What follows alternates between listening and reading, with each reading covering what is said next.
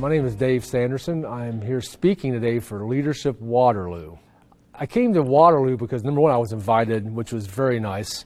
But second, I really wanted to share a message not only about the miracle on the Hudson, but about hope and leadership and teamwork and how all those moments in your life that you really don't think matter, they really are in your life for a reason and a purpose. So on January 15, 2009, I was one of the last passengers off the plane that crashed into the Hudson River, better known as the Miracle on the Hudson.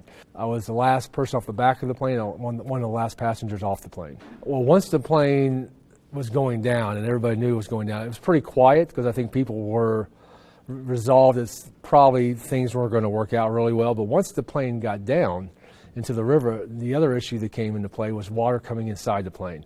And that's when the term that I used that night in the media was controlled chaos, where no one was pushing everybody, no one was losing control, but there were things moving pretty quickly because the water's entering the plane very rapidly at that time. What was going on in my mind, there were different times when my mind shifted. Number one, getting out of the plane was first focused on just getting out of the plane, but then I heard my mother speak to me, if you do the right thing, that God will take care of you. So my goal was, I knew I was all right. I didn't know if anybody else in the back needed help, so that's why I went towards the back of the plane.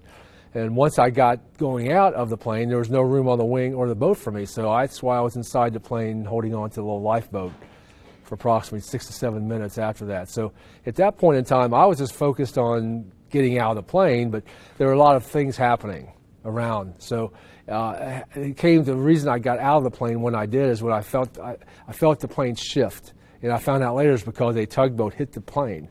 And he was backing out, and he was doing what he was doing, backing out. But I felt water going up my back, and all I could think about is Titanic. As the movie sort of in my mind is, if you're inside, you go straight down to the bottom. And I said, don't be stuck in a plane. That's when I jumped in and swam to the closest boat, which happened to be the end of that wing, and which is amazing enough to me because, candidly, I'm a very good swimmer, but in that kind of water, it was pretty dicey. But then for me, I still had to get on the ferry, and fortunately I had a couple of people help me get on the ferry because I couldn't climb the ladder. So it was there were different times and different experiences, all the way through to the triage center, all the way through to the hospital, all the way till I got home that next day. There was a moment when I didn't think I was going to make it. There were a couple of moments. Number one, once he said brace for impact, this is your captain, brace for impact. I didn't think that we were probably going to come back, but the second time I didn't think I was going to make it was when I was on the ferry, and I couldn't feel anything. I was just so cold, and I thought I survived it, but I'm not going to make it because I was so cold. And until somebody sort of shook me and told me to call my wife, which at that point I knew I was alive. But I think that was another moment that sort of I didn't think I was probably I'd probably have a different outcome. Leadership means to me is somebody who can give direction and give the mission and fulfill the mission. What I mean by that is, and one of the great lessons from the Miracle on the Hudson was, there's a lot of leaders on that plane, but sometimes leaders have to check their ego at the door and let other people who have better skill sets do it, but always remain focused on the mission. And so when I talk about leadership, I talk more about personal leadership skills such as awareness or persistence and faith. But I think true leaders are the ones who have that visionary look, can set the mission, and help people keep focusing on the mission so they can do the jobs they need to do to achieve it. One of my first mentor, Bill, asked me when I was with him back in the early 90s, is, do you want to be in charge or do you want to be in control? And there's no wrong answer. But he told me, his perspective, true leaders focus on being in charge and letting go of the control. And that's one of the toughest things for leaders to do, because managers want control.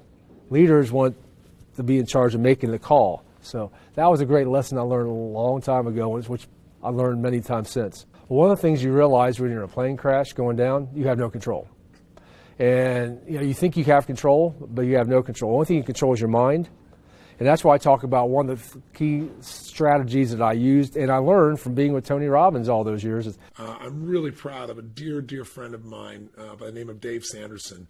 I'm sure many of you saw today, if you watched the news, everyone saw the Miracle on the Hudson, as they called it. Dave's a father, and he's got family, but he stayed on that plane. He was the last one off that airplane. He was being interviewed tomorrow morning, I know, by Good Morning America.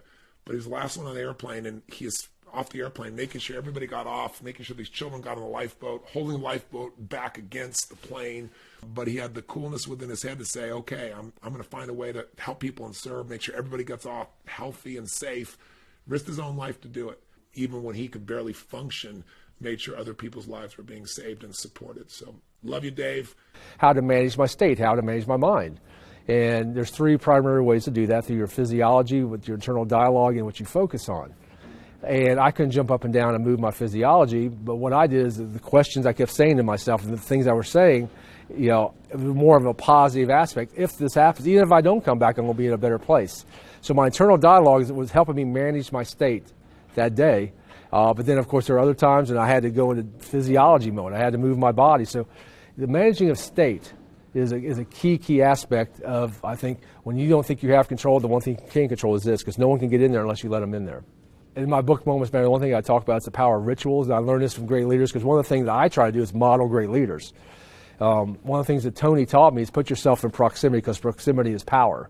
And it used to be you had to be up close and personal with somebody, but now you can be with proximity on the internet, on Facebook, on social media. There's so many ways to be a proximity, right? So I study what great leaders do, and most great leaders have rituals in the morning. And I put rituals together where the first thing I did is, even this morning, I got up extremely early, and I did my physical body first. I prayed, and then my physical body first, because that ritual sets me up for the day. And I've already done my meditation. I've done my taking care of my body, because one of the things I realized, and I saw this happen at a Tony Robbins event, when a lady actually got up and started praying for Tony's health. And I've never heard anybody pray for somebody's health. But that told me that if you don't have your health, you can't serve.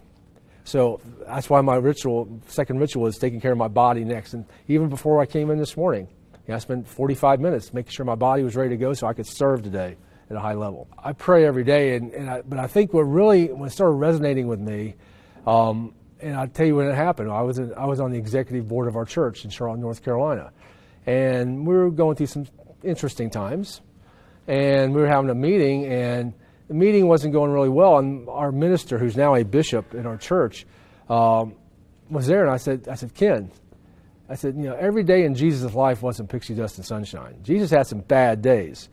What did Jesus do when he had a bad day? He goes, what Jesus would do, he'd go out back and he would pray. He said that would center him to be able to serve. And I said, well, it was good enough for Jesus. Success leaves clues, right?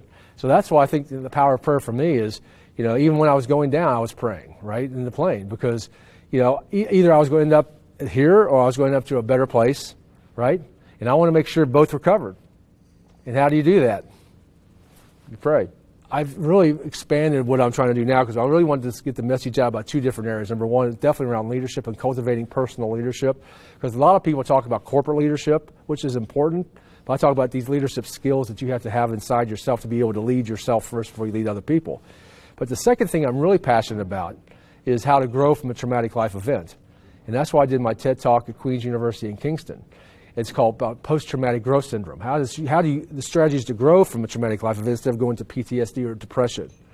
And that came about because I was interviewed for AARP magazine, and they gave me this term, and I never knew what the term meant, but we did the interview, and I started looking and studying it. I'm like, there are strategies on how you can grow from these things instead of going to a depressed state like so many people do. So that's why now not only do I speak, I do workshops.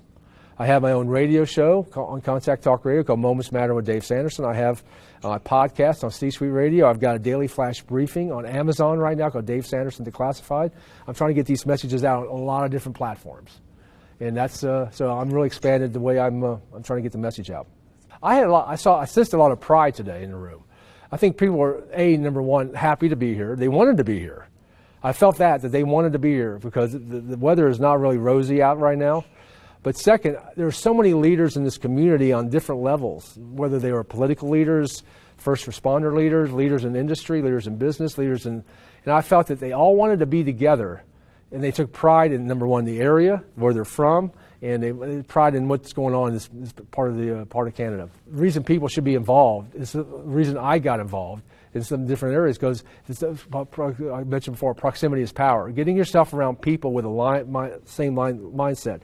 That's why I believe in the power of having a mastermind. This is like what I look at leadership on Waterloo is it's a big mastermind group. For 1 year, you can mastermind with other leaders and learn skill sets from everybody else and bringing it together. The power of bringing all these different opinions and processes together. That's why I'm involved with a mastermind group out of Nashville, Tennessee, because I need people around me to elevate me and challenge me, and this is what I think Leadership Waterloo does. I think respecting the process, what that means to me is there, and I'll throw a like into some of the interesting conversations I've had with maybe millennials or other people, because a lot of the people I'm seeing now want to jump through the process. And they think they can get outcome very quickly if they just go to YouTube, or if they or they work for somebody that things aren't working out, they just leave the company. One thing I learned is there's a process. You got to put your time in.